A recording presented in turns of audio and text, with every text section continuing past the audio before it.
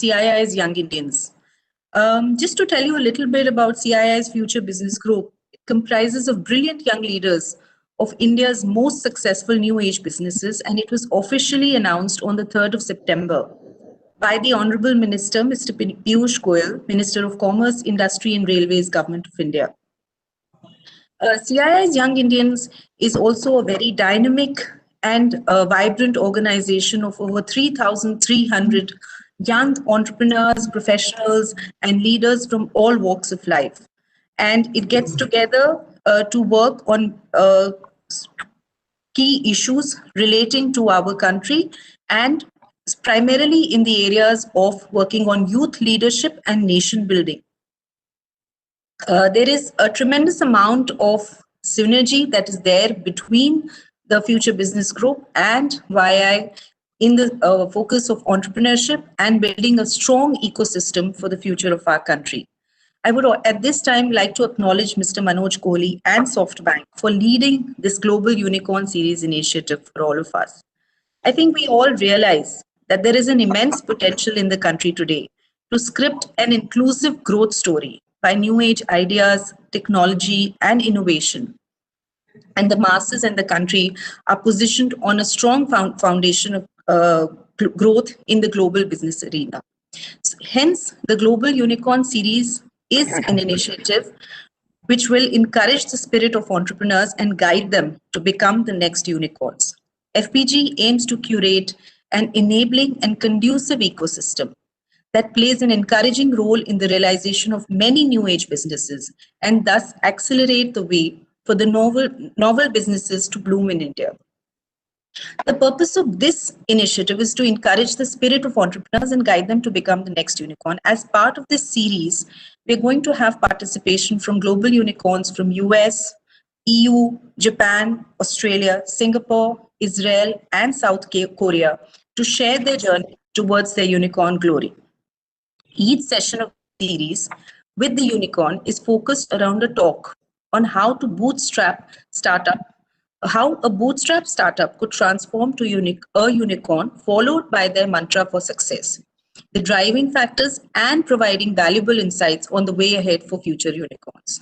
We're extremely fortunate to have Mr. Bhavish Aggarwal here with us today, sharing his experience, learnings, and journey on transforming a bootstrap startup into a unicorn, drawing from his personal insights of the success that he's had in this journey.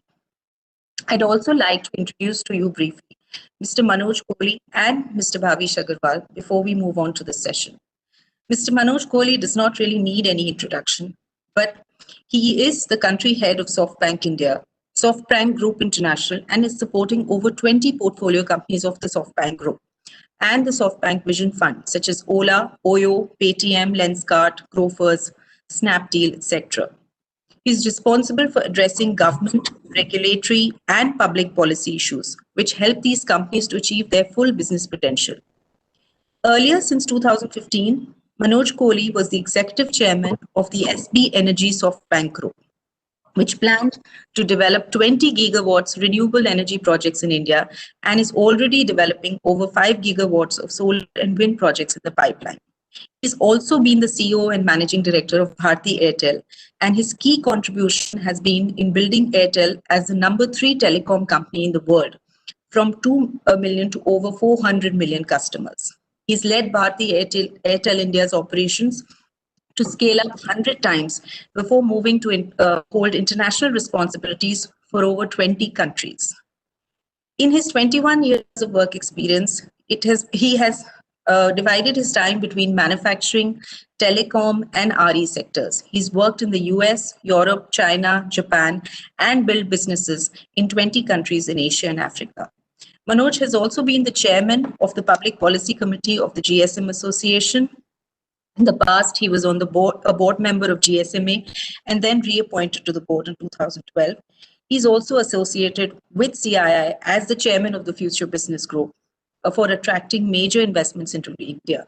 Manoj has been judged as the Telecom Man of the Year in 2000 by Media Transasia and the Telecom Person of the Year in 2004, and has also been bestowed with the Lifetime Achievement Award in 2020 by Voice and Data.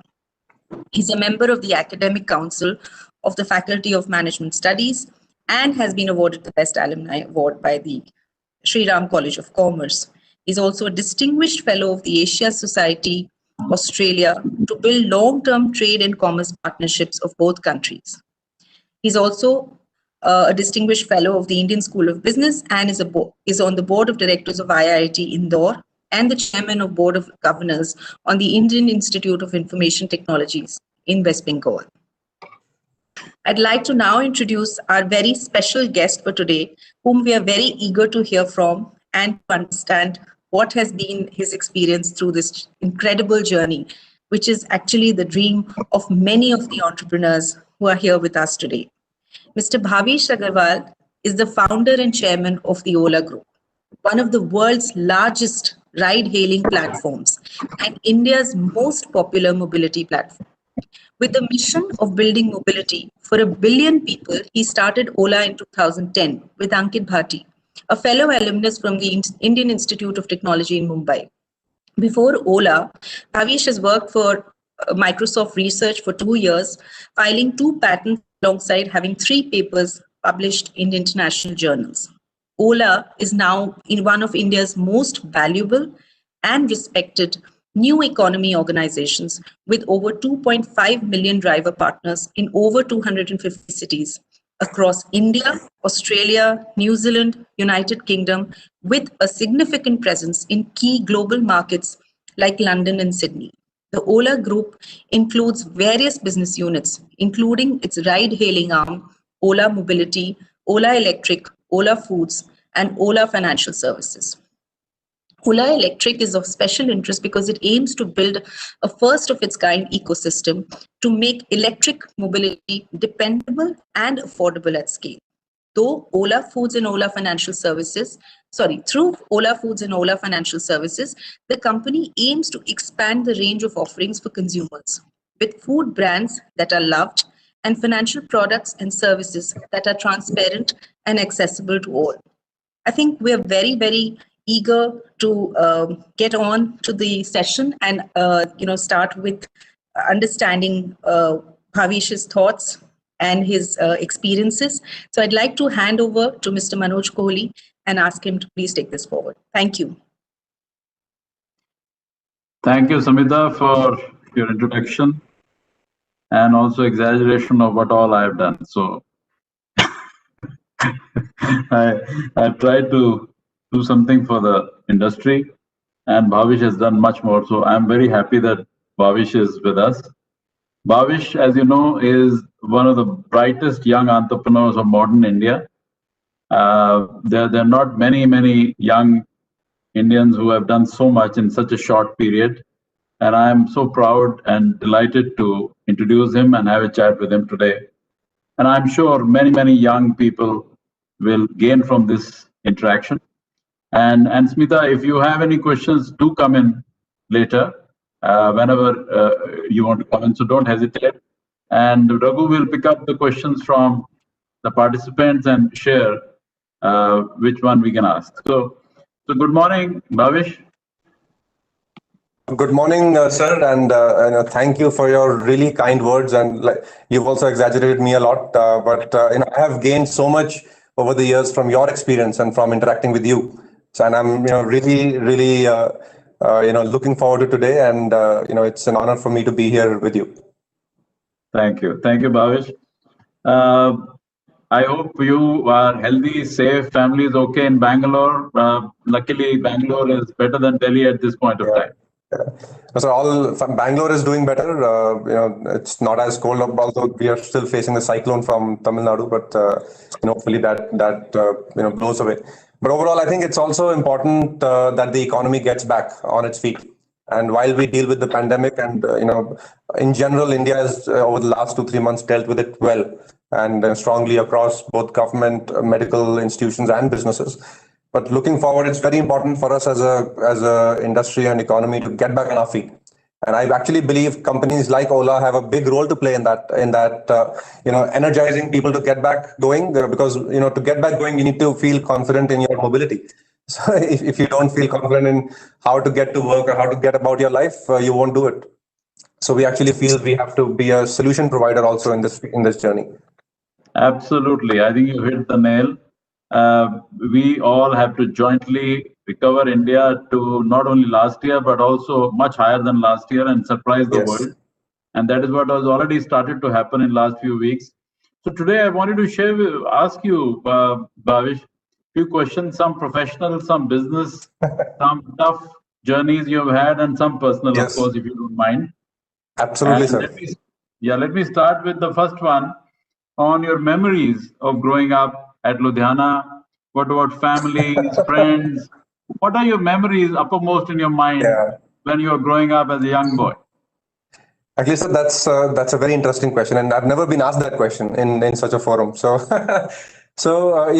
just for background for everybody, I grew up in Ludhiana. My parents are still there. They're doctors in Ludhiana, and I grew up in a very middle class upbringing. My parents were professionals who educated themselves and grew to a good level in their own professional careers, and they gave me a very good education. And I feel actually privileged to have had a good education, very supportive parents growing up. But specifically around Ludhiana, the what I remember is the energy of a small town.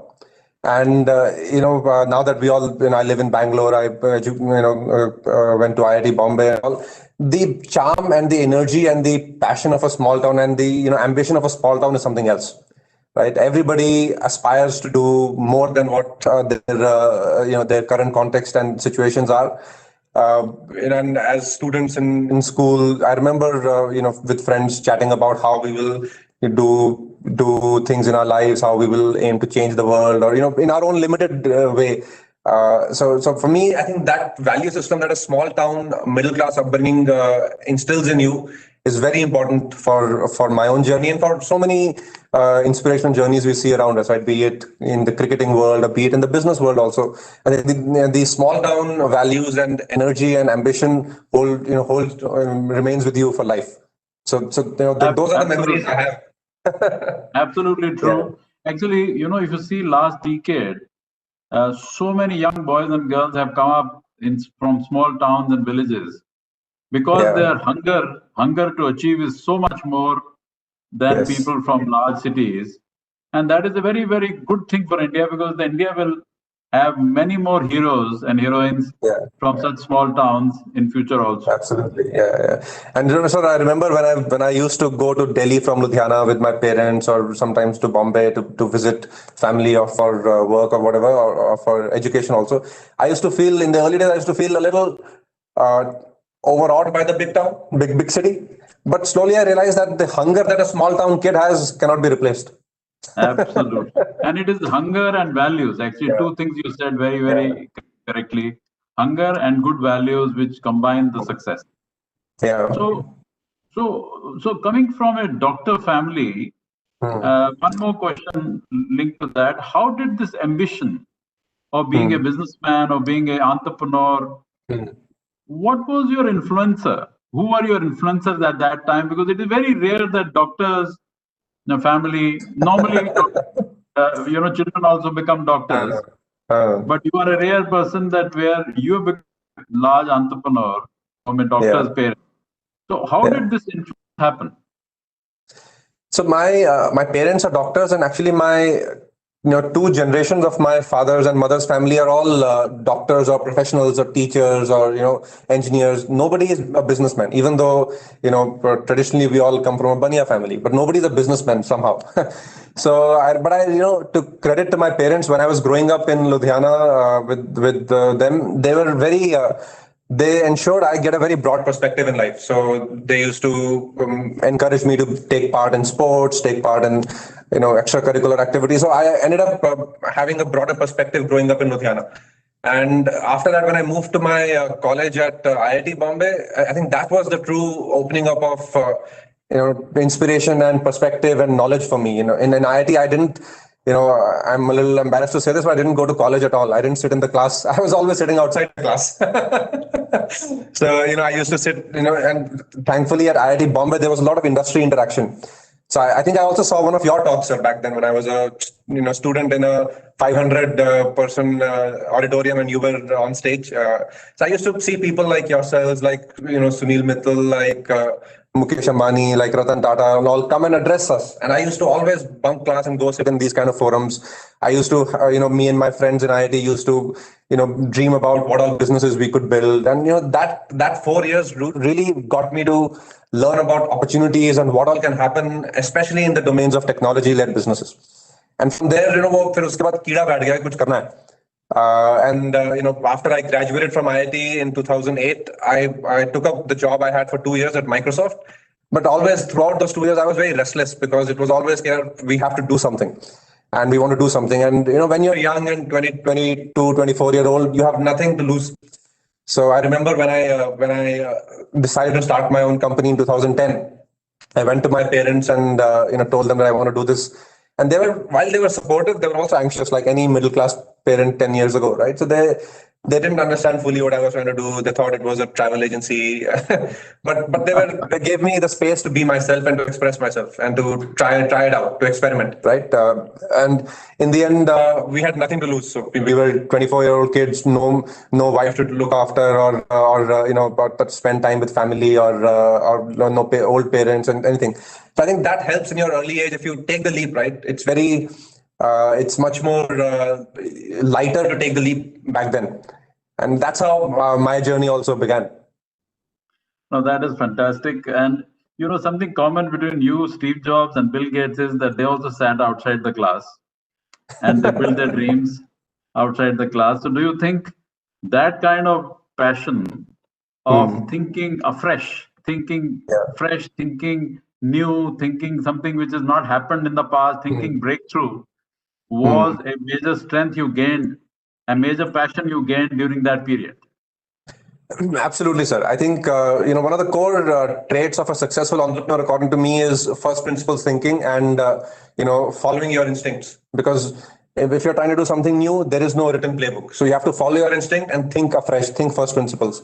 And we all have journeys in our own younger days where different contexts help us gain that approach, right? So for me, it was actually those years in IIT, and actually even before. I haven't said this in the public forum, but when I was trying to get into IIT, I actually failed in the first attempt. So I couldn't get into IIT in the first attempt because I was not working hard enough. So I was actually in quota for 2 years and didn't study much, and I was having fun, and I didn't get through. And it was a shock to me because all through school, we were all, 90% students and all of that. So after that, I sat 1 year at home and studied myself. No coaching, nothing. I just used to put myself in the books and learn through first principles. I think that really helped build that whole approach of solving anything that can come in front of you, and also solving things through first principles. And even in IIT, sitting outside class really helped solidify that kind of an approach. So being independent, using your own mental strengths, yes, I think led to all this thinking about new business and entrepreneur. And also must have, did this motivate you to leave a multinational company, and a very good multinational company, and start the business in your independent thinking? Yeah, actually, once once the bhoot ek bari tha ki business karna hai IIT mein. So once that was there, when I started my job, I was very restless in my job. It was a great company, great job. I learned a lot 2 years there also, but I was very, very restless. I was just waiting to learn enough about how the corporate world functions so that I can leave and set up my own business. And I think I learned a lot in those 2 years also. I worked at Microsoft and I didn't work in the business side, I worked on the technology side.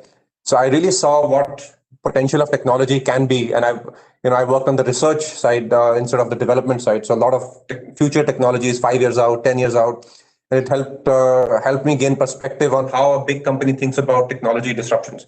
And I actually carried some of those learnings into Ola also when I began Ola. Oh, fantastic. So you're saying restless. On the other hand, a technology exposure, yes, have given you this idea of Ola. So how did the idea of Ola came? Yeah. What did you think of the success of this idea or this possibility? And what did you think of the global competition of Ola? Because frankly, Ola was a very, very great idea. So Tell us about when did the idea come first in your mind? Yeah. So the idea when you are a young 20-year-old something, the idea always comes from experience, in my view, your own personal experience.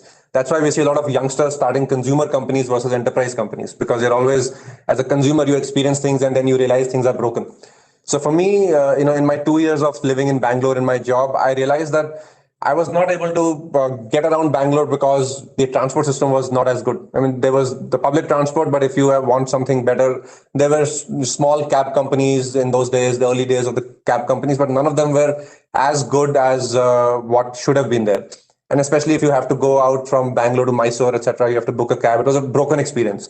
You have to call many call centers. So that is the origin of my own experience in transportation. And through that, I started thinking more about the industry. And I started with a particular part of the industry, which was actually not even what Ola is today. But we started with the outstation cab booking. And it was a very simple idea because in those days, 10 years ago, if you had to travel from Bombay to Pune or Delhi to Agra, getting a car was a tough job. And quality assurance, etc., was all very tough. So the first thing we actually did was we set up a website for booking outstation car travel. And there used to be a call, the phone number there, which used to be my personal phone number. So I used to get calls in the middle of the night saying, "Sir, taxi milega Pune jaane ke liye." And I used to answer them. It was, I still have a lot of fond memories back then. And I also made some friends because sometimes the driver didn't show up because we were a young, very small company. So we had tied up with all these travel agencies, and sometimes they didn't honor what we used to give them. So I used to take my girlfriend's car and show up there. so I made some friendships from those days. But that's how Ola began, and we began very, very small, very organic. And then we were always curious enough intellectually to keep learning more about the industry. So we learned more about mobility broadly, intra-city travel, daily commute, etc. We built the first app in 2010 when mobile phones were not as big as they are today. And this is all kind of in parallel with what was happening in the global field in mobility with Uber and Didi and others. So our origins were very local and Indian, and that also very first principle. So that held us in good stead once we ended up competing with these people, because it was not like we were just copying a business model for India. Our origins were also very grounds up business model built, and that really helped us later on, and it helps us still today because in Ola as an organization, it has instilled a very strong intellectual first principles foundation. So be it when we started Ola Electric or even the other businesses, we've ended up going into these businesses with a very first principles Indian centric approach. No, fantastic. So it was all grounds up. I think that's the most crucial thing you're saying. And in days of Ola, first 1 or 2 years, what were the big challenges and what were the critical decisions you took? And some, I'm sure, were wrong and some were right in the first 2-3 years. Actually, if I look back and break my journey into 3 phases, sir, the first phase would be, the first 3 to 4 years, which were very different challenges. And then the next would be, let's say, 2014 to 17, which was what I would call the tiger phase, which was crazy expansion. It always felt like we were riding holding the tail of a tiger, and the industry was just expanding around us. And the last phase, which is, let's say the last 2-3 years, is one of consolidation. The first phase I would call the phase of the startup. The challenges in that phase was very, very different because we were a very small company. We were a bunch of youngsters. Everything from convincing anybody to join us was a challenge. Convincing anybody to give us capital was a challenge, because those are the days before the SoftBank era, or before large venture capital industry existed in India. There were a lot of small firms, and venture capital was still in its infancy in India. And I remember it took us 2 years to raise, 2.5 years to raise a Series A.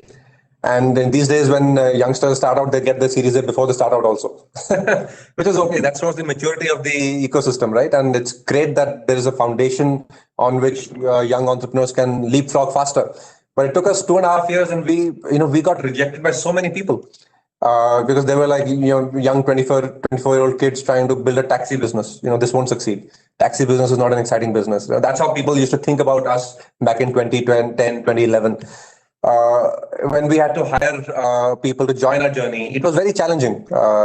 Again, we ended up relying on our network of friends from our IIT circle, relying on friends of friends. So the early bunch that got together were almost as crazy as us, who wanted to just give it a shot and see what happens, right? And a lot of those people are still with us, because those are the people who truly represent the original energy of the company. So that's how we started, and challenges in organization, challenges in capital, challenges in execution. So even when we had to convince partners like travel agents, small travel agents. I remember I used to take the local train in Mumbai and local buses and sit in these travel agencies for hours because they wouldn't meet me. And this is maybe guys who have like 4 cars, 3 cars. They wouldn't meet me, like they're like some internet wala is here. And I used to pitch to them that if all you have to do is commit to me that when I call you, you will give me your vehicles. That's it. You have to do nothing else. But they would say, "Nay, what? This is not how business works." And so, a lot of such barriers we have to break through. But we were persistent enough, and also we were lucky in the sense that that was the time when the Indian internet mobile telephony wave was just starting to inflect, and the venture capital ecosystem was just starting to form. So 2012 is when we raised our first venture capital. It was a small check compared to these days, but that also helped us get on into scaling faster. And we were so hungry by then for somebody to believe in us that as soon as somebody put that money on the table, we ran like mad dogs after that. We ran. And that's when we entered the second phase of our journey, which was a crazy expansion phase. So back in 2012-13, we were only in 1 or 2 cities, and in 1 year, I think we were in 200 cities. And that's when Uber also entered India, and it was a very tough competition with them also. When they came in, we had like maybe $500,000 in the bank, and Uber was this big behemoth Silicon Valley company who obviously had a lot of swagger about them. The way they used to go about bulldozing competition in every country, either killing them or buying them, etc. So we were young 25, 26-year-old kids. We said we'll take them on. Right? We'll see how they can defeat us. That's confidence. And in retrospect, Bhavish, if you have to advise Bhavish again, will you do something different? I'm talking of the first phase compared to what you actually did. Yes. No, absolutely, sir. Going through the journey, you learn that you did so many mistakes. And the one big theme which I feel I would do differently is build a much more stronger team up front. And it's challenging to do. Otherwise, a lot of pressure comes on the entrepreneur himself, and which will always be there. The entrepreneur is always the be all and end all. But in the end, you need a strong team to execute your vision also, and to share in the vision. And that is something which I believe at the early stages is uniquely challenging to do for a first generation entrepreneur. But we all as entrepreneurs need to do even more effort to solve that challenge for ourselves and for our companies. Right? And if you build a stronger team, and stronger doesn't necessarily mean more experience. Stronger could mean more relevant people also. In our journey, we've also over time realized what kind of people work well for us. Because as a company, we are a very hardworking and ambitious and aggressive organization. So we also realized there's a certain trait of people which work well for us, and it took us some time to realize that. Versus any kind of corporate person. People talk about talent retention, but we like to talk about talent growth, right? So this is it took us time to learn more about ourselves also, and once we realized who we are, it actually started clicking better. So my own advice to myself would be, need to know yourself better. Absolutely, I think that is where your power comes out. If you know yourself better, your strength comes out faster. But do you think the hunger of people is a bigger qualifier? I mean, you were talking of talent just now, talent retention or talent growth. Do you think a critical element of a startup ecosystem in India compared to a management degree or such degrees? Absolutely, I believe so, sir. And while the world of business is varied and very large and multifaceted, so a management degree has its own place in it, and a very relevant, important place in it. But in a startup environment and in an entrepreneurial organization, right? What is always the most important attribute in people is their hunger and their ambition and their willingness to learn. Right? Many times you get people who want to join you because it's a new exciting domain, or they like a title or something like that. I think that's something that we also learned the hard way, that more important than those things is when the guy has hunger. And that you can feel when you look into his eyes. And uh, today you look into the Zoom camera, but you look into their eyes, and you need to see that hunger in their eyes. And when you have a conversation with the person, you can feel it. And it's always important to value the people who have hunger, because over time they will actually deliver a lot more than a person with the right domain experience. Fantastic, fantastic. And so, Bhavish, tell me, when did this idea of going to national markets come to you? Your first experience in Australia? Sure. So let me actually take a step back and share a little bit about Ola with the audience. So Ola today has 4 businesses. We have our mobility business, which is our ride-hailing business. That's the core business which we started off with, and we've taken international also. We have our Ola Electric business. We have Ola Financial Services and Ola Foods. These are the 4 businesses in Ola. And largely we are a mobility-centric organization, and our ambition is to be one of the world's most relevant companies in mobility. Now, mobility is actually a very important industry for society. If you look at the largest industries in the world, mobility is actually the most important industry across the entire value chain of mobility. Automotive manufacturing, vehicle financing, insurance, and mobility services, and mobility retail, dealerships, etc. In many countries, about more than 20-25% of the GDP is contributed by mobility. So, I believe we are lucky that we are in one of the core industries of long-term value creation. And I believe not just that, mobility is also in a state right now where we will see a lot of value creation over the next 2-3 decades. If you look at the past 2-3 decades, a lot of value has been created in communications industries, with telecom, so your journey in telecom, or even if you look at e-commerce, if you look at Apple and electronic devices like mobile phones, etc. All of these are in some way linked to the communications industry and the communications revolution, internet and 3G, 4G, 5G. Now that is one wave of value creation which has created trillions of dollars of value and will continue to do so. Mobility is a very, very different technology stack and a very different industry, which traditionally has created a lot of value. 70 years ago, the largest companies in the world were mobility companies, General Motors and energy companies linked to mobility. Those were the world's largest companies. And mobility innovations have led to so much progress in society, be it the steam engine or the railway locomotive or the plane or the jet engine, or modern manufacturing was built because of the invention of manufacturing by Ford, the assembly line and all of those things. So automotive mobility is a very large global industry.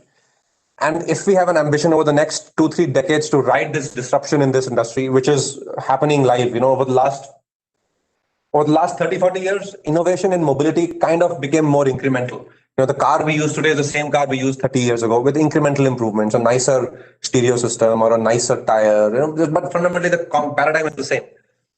But over the last 5 to 10 years, there have been disruptions in mobility which are beginning with businesses like Ola, with electrification of vehicles. Over the next 2-3 decades, there will be paradigm shifts in mobility. There will be flying vehicles, there will be autonomous vehicles, there will be electrification of all formats of vehicles. The way we buy and sell cars will change from a dealership to a much more digital first experience. Mobility services like Ola, etc., will become more prevalent across the world. So there's a big wave of value creation over the next 2 decades. And we want Ola to be one of the world's most impactful companies in that. And we take a long-term view in that. Now to do that, it is very important for us to be a global player, because technologies and business models are global. They're not the limitation of any company, any country. Technology spans borders like nothing else, right? And also, it's very important for us to be benchmarked against the best in the world, not only in our backyard but in their backyard, right? Especially if we have a long-term vision and a long-term view for ourselves and a long-term institution building ambition. So that was roughly the thinking which was always there. The dream was always to be benchmarked with the best in the world in their geographies, and to create technologies and business model benchmarks for the future, not just become one more India market company. So that is and obviously India is our strength, but we want to be on a global stage. So that was always a thinking, but we wanted to do it at the right time. So the right time we felt came when in 2018, our India business was becoming stable, and we had, we had battled it out with our competitor, come out on top, build a strong, sustainable business model in India. And that's when we started looking out for international markets. And then we went to the Commonwealth because in Australia, New Zealand, UK is all in the Commonwealth, where language of business is English, similar legal systems, etc. So we went, instead of going blind into 100 countries, we chose our countries and wanted to go deep in those countries. And that's what we've been able to do. So our journey in international markets has been, early days, but been very rewarding.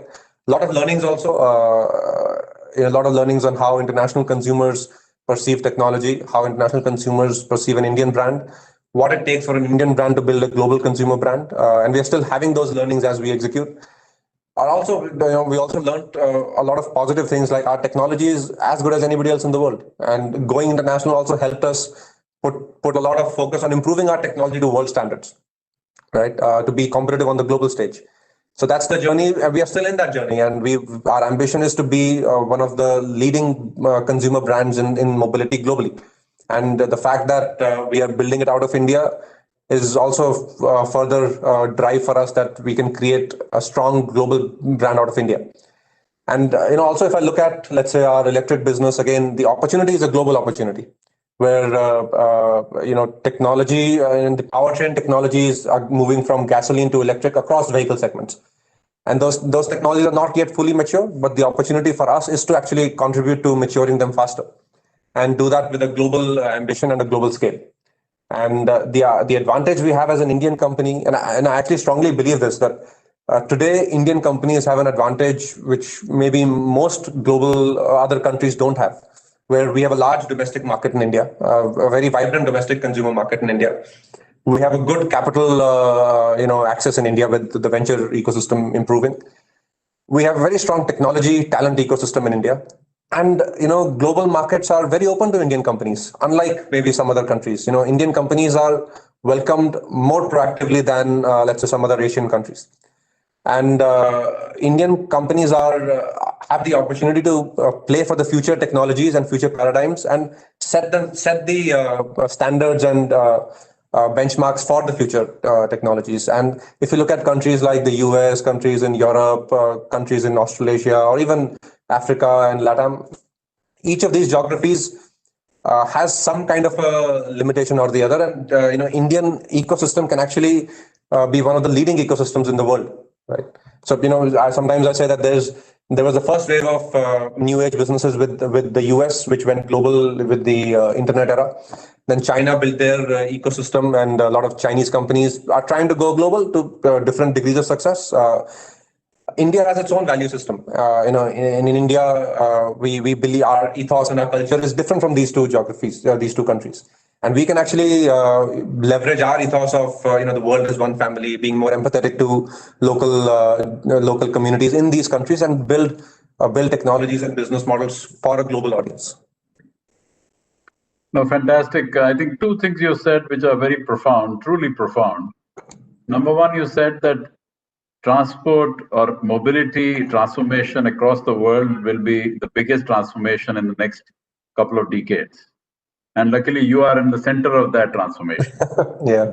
And secondly, you said that young Indian companies have a higher probability of success across the world because of reasons of Indian engineers, Indian talent, Indian ethos, Indian culture, and India being liked culturally across the world. And we can adjust, we can acclimatize and have agility to understand as well as adjust to specific local situations, whether it is Australia, whether it's Commonwealth countries or LATAM or whatever. So that these are two very, very big pillars of your future success. Absolutely, sir. No, that is fantastic. So going into future, what kind of diversification and geographical expansion are you thinking? Don't share anything confidential.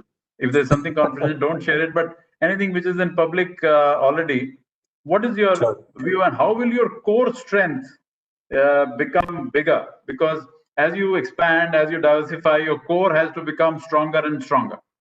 Yes, no, absolutely, sir. We define our core as, like I mentioned, being one of the most important companies in mobility globally, right? And as we build businesses around that core, each business strengthens the other. So, in our core mobility services business, which is our ride-hailing business, we are already, our India business is doing well and has recovered well. And we look to do the same in our international geographies that we've already taken up. And we will definitely be going into a few other countries in the near future in our mobility services business. In our electric mobility business, if I step back and paint the broader macro picture for everybody, if you look at the automotive space globally, there are 4 or 5 key segments of vehicles. There are the large commercial vehicles, which is buses and trucks. There are Western style four-wheelers, which is the Mercedes or the BMWs or the Teslas, which also largely operates in that segment. There are Asian and European style four-wheelers, which are smaller city cars, be it sedans or hatchbacks. And there are two-wheelers and two and three-wheelers. These are the 4 broad segments. Now, our ambition is to be the leader in electric mobility for the small vehicles and the smaller city four-wheelers. And unlike, let's say, a Tesla or many of the American companies which are building for their audiences, we have to build for our audiences. And our audiences are, India is the world's largest two-wheeler market. Asia is 80-90% of the global two-wheeler market. And two-wheelers actually create more, in aggregate, more pollution today than the four-wheelers in some of our geographies. So to solve pollution, we need to solve the two-wheeler problem. So we are focused on aggressively building a global two-wheeler business. In addition to that, I believe in the smaller vehicle four-wheeler format, also there's Ola will definitely make an important play there. And as and when we have more to say, we will share. But we are looking at the whole spectrum of electric mobility from a global perspective.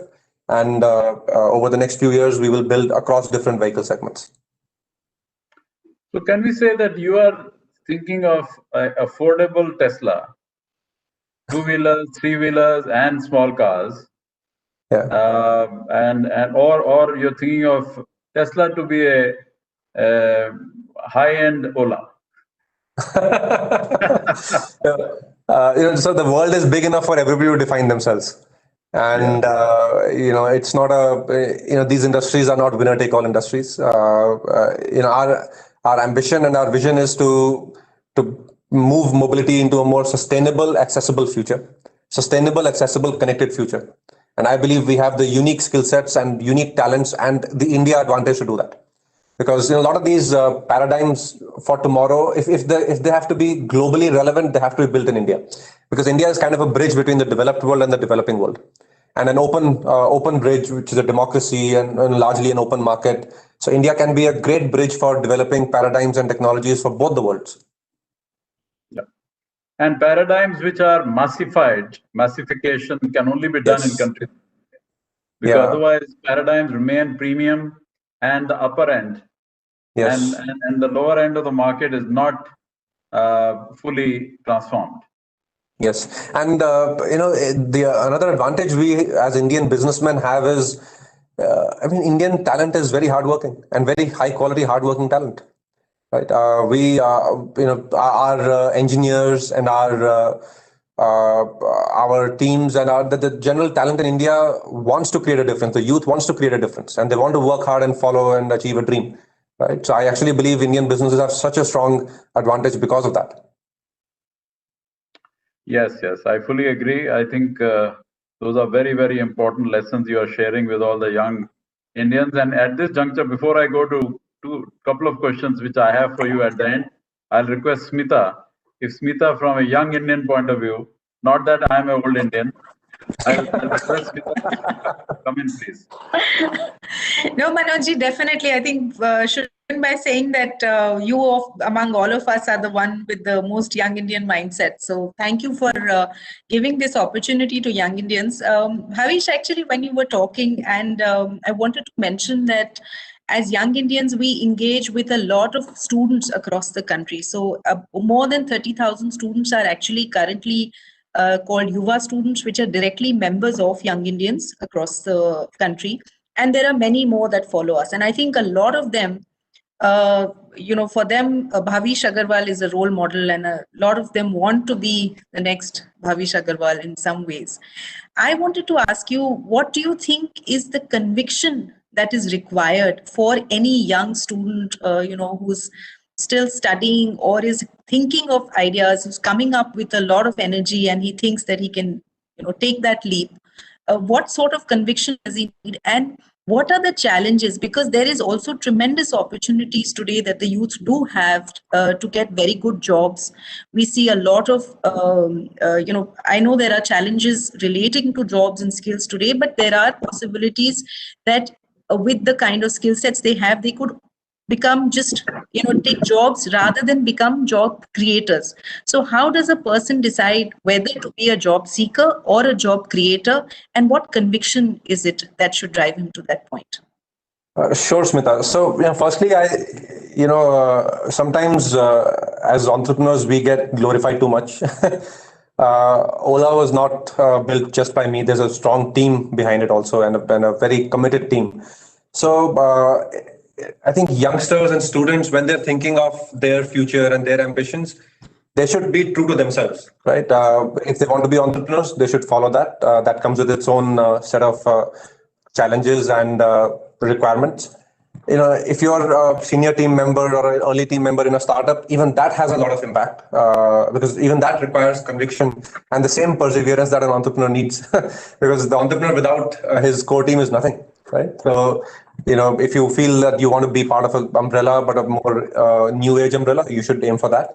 Or if you feel a more corporate life is for you, that's also, but you have to find your calling and you have to find who you are. You cannot be somebody who you're not. If youngsters feel their calling is one of creating strong impact, the simple advice that I would share is, dream big. Right? You have to dream big because it's a big toll, and for a small thing, sacrificing your life is not as exciting as sacrificing it for the big thing, right? Right. So you have to have that big vision. You have to have that big ambition, and don't feel afraid of having that. It's okay. दुनिया हंसती है इसमें तो क्या फर्क पड़ता है? दुनिया हंसेगी. If they're not laughing, then you're not thinking big enough, right? Right. So for example, when we were thinking of going international, there are a lot of naysayers who said, "Oh, but how will you do it? Uber is stronger than you, etc., etc." But we did it, and we'll do it even at a bigger scale going forward. So you have to believe in your convictions, and you have to believe in your dreams, and you have to be willing to have the gumption to back you in your own dreams. So that's, I think, one of the core things, and that is something that comes from within. You cannot have that from outside. Many times, people feel that I am yet searching. People, when youngsters come and share their thinking with me, they say, I'm searching for inspiration for the right idea. But inspiration is not from the outside. Inspiration is from the inside, right? So people have to believe in themselves. And youngsters today are very, very strong believers in themselves. Today's youngsters versus, let's say, even 10 years ago, there's a huge difference in the confidence youngsters have, which is very, very good. Right? And the second thing I would share is, the journey is never smooth. The journey is always rough. Right? If it were smooth, then there's no point in that journey. Right?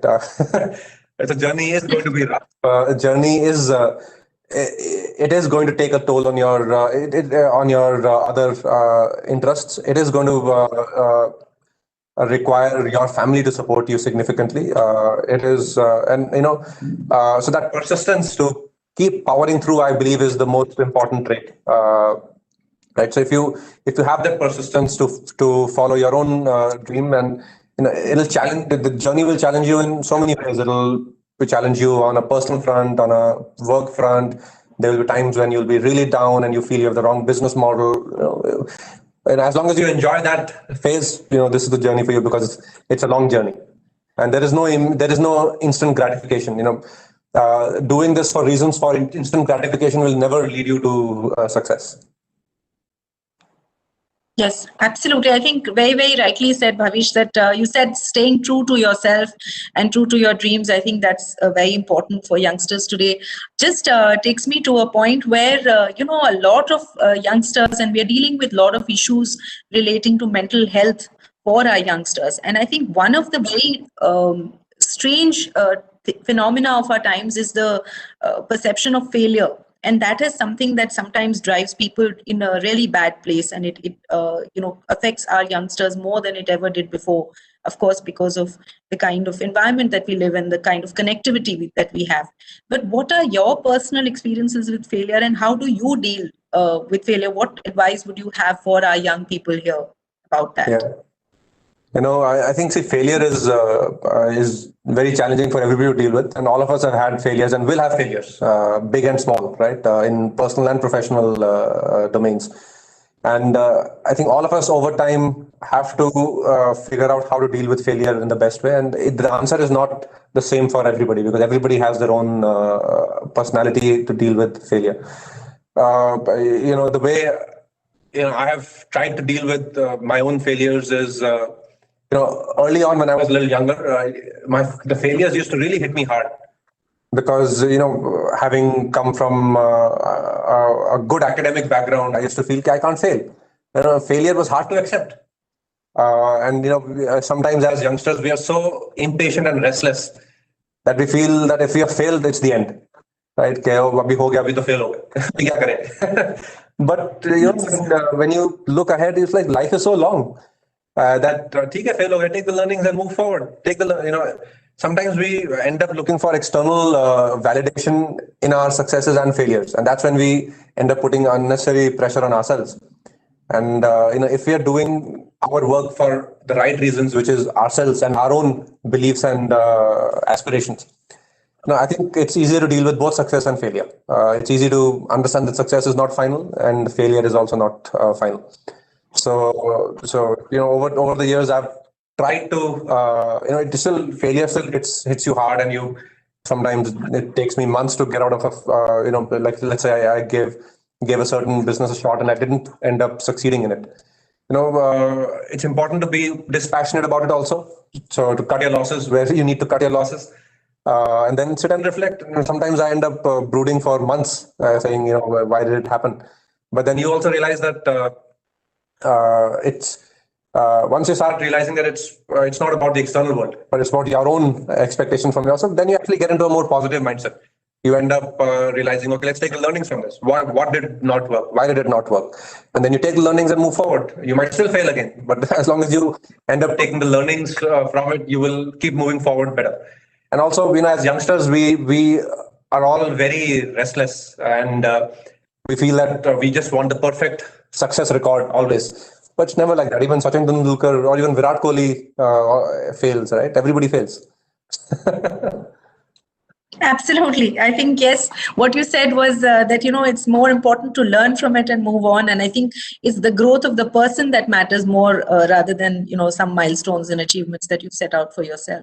One other question I want to ask, and this is purely on a curiosity level. So, of course, we are talking so much about the electric vehicle and the advent of this new form of mobility. And I think there's been so much that's said and done about this. But from an Indian perspective, do you think that until we have a strong enough infrastructure, this is something that cannot be, made a real possibility in the coming years until the actual infrastructure that must support this whole electric vehicle revolution happens? Smita, sometimes. Yeah. Sorry, please. You want to complete? Yeah, you want to complete? I was just saying, what do you think should be, what should be the thoughts of possibly the young entrepreneurs around that? Are there any possibilities? Yeah. So sometimes I feel in India we end up working towards constraints rather than working towards the promise of an opportunity, right? So it is true there is no infrastructure, but somebody has to build it, right? Why can't that somebody be us? Right now, we have to. It's not easy to build infrastructure, but there have been so many examples where private sector has created the infrastructure instead of the government. And actually, going forward, especially after COVID, there will be a lot of onus on the private sector to create this infrastructure in India. And the positive thing is, the government. Anyways, all our governments around the world have a tough fiscal situation, tough finance situation. But if you look at capital markets around the world, they are so buoyant and so exuberant. That means capital is available for entrepreneurs for the right opportunity. Be it infrastructure creation, if you have the right business model, if you have the right economics, you will get capital. And so I actually believe that's an opportunity for entrepreneurs to go out there and create the infrastructure for electric mobility, and we are definitely intending to do that. Also, sometimes a similar question that I get asked is, oh, but unless you create total renewable energy, electric vehicles will still be polluting. Again, that's a bit of a overtly analytical question. Many people in very prestigious forums end up asking such questions. But if you don't invest in electric mobility today, but you invest in renewable energy, 5 years out you have all renewable, or 10 years out you have all renewable and all polluting gasoline vehicles. Then you'll be asking the same thing. Oh, but till you have renewable or electric vehicles, how will you have pollution-free vehicles? No, it's a circular argument. So you have to invest in electric mobility and you have to invest in renewable energy production, both for a 10-year view of really improving pollution situation. Wonderful. I think that's absolutely really great. Thank you. And Manojji, thank you so much for giving us this opportunity. Thank you, Smita. It's great. I mean, as I listen to Bhavish, I see how restlessness, how ability to get up after a failure, and how technology has not only built one boy called Bhavish from Ludhiana, but Sunil Mittal, Pawan Munjal. I mean, each of these young men from Ludhiana have built world-class and world-scale businesses. So there is something in the water of Ludhiana which is helping you to do it, Bhavish. So then I just want to come to a few questions, personal questions. One about your hobbies and your interests. How do you balance life? Because frankly, I've seen a lot of youngsters, as Smita was also saying, burning out, overworking. So how do you balance your life? What are the tips for the young entrepreneurs? I think, sir, that is a very important thing and I've also learned that as I've spent more time in my professional career. When I was young, I thought, what's the need to balance? Let's just work hard 24 hours and it'll figure itself out. But you need to actually, one thing I've learned is you need to have other influences in your mind also to actually do good work. You need to understand broader perspectives on people, on sports teaches you so much, fitness teaches you so much about perseverance, about playing for the long term versus playing for the short term. So it's also, I've also tried to figure out what my own personal passions are, and I've both in fitness, maybe a little bit in sport, and I've tried to spend some time on that. It's also important to have, I've been lucky to have a very supportive family. Both my parents and my wife understand my own passions very deeply, both work and non-work, and they help create a conducive environment where I can follow my passion. And I think that's also something which we're all lucky to have in our families. Yeah. Fantastic. Last question about the most important person in your life. What has been the contribution of your life partner, Raj, in this success? Especially, before marriage, you said I was working 24/7, and at least you got some balance from her. What is her contribution? Because family support is so critical. Yes. So her contribution is actually the most important, and our story is also a little long. So we actually started dating when I was 20-year-old kid. So she's seen my journey. She understands me so deeply and my passion so deeply that she's allowed me the time and the space to follow my passion. And I think just the fact that she's held fort and she's been such a strong anchor to allow me to follow my passion means the whole world, right? Because otherwise one cannot follow their own passion. And our families and our wives make so many sacrifices in their own ambitions and lives, both professional and personal, to allow us to follow our passion. And it's not just one time; it's every day. If I come home late every day, that's a sacrifice my wife is making because she would rather spend time with me. But she understands, right? So she understands. She provides an enabling home environment. If I need anything, it's always there before even I have to think about it, right? So, but it's also important to understand and balance life from our own perspective. We end up sometimes taking it for granted, and all of us, including me, have made that mistake. So we have to continue investing in the right way in our personal relationships also, so that life is a balanced life. Yeah. No, that is very, very good, and we should have gratitude to our life partners, and I'm so happy you have so much gratitude, and she's a wonderful human being too. There is one question which has come from participants, which was not on my list, but I thought before we end, I should ask you, what is the genesis? What is the how did Ola name come up? The Ola name. So Ola means hello in Spanish. So when I was searching for a brand name, I wanted to have a name which was youthful and young and had a young energy about it. So so we looked at different names and all kinds of permutations and combinations, and nothing was working. And then we just somehow in a discussion stumbled upon this name called Ola. And then we then made the connection that it also means hello in Spanish, and it has a nice zing to it, and it's a small enough brand name. It's a category agnostic brand name. So we all, we loved it, and we ended up calling ourselves Ola. But it was very important that we stand for the youth of the country, and the name stands for the youthful energy of the country. Yeah. Great, Bhavish. It's been a very, very inspiring session for all participants, including me. I'm sure a lot of youngsters coming from Smita's Young Indians would have loved it. Very profound learnings as an entrepreneur, as a young entrepreneur, of restlessness, of technology, of how you fail and get up again and run faster, how you learn from each failure. Very important, because all of us will go through ups and downs, and we have to get up always to come back stronger.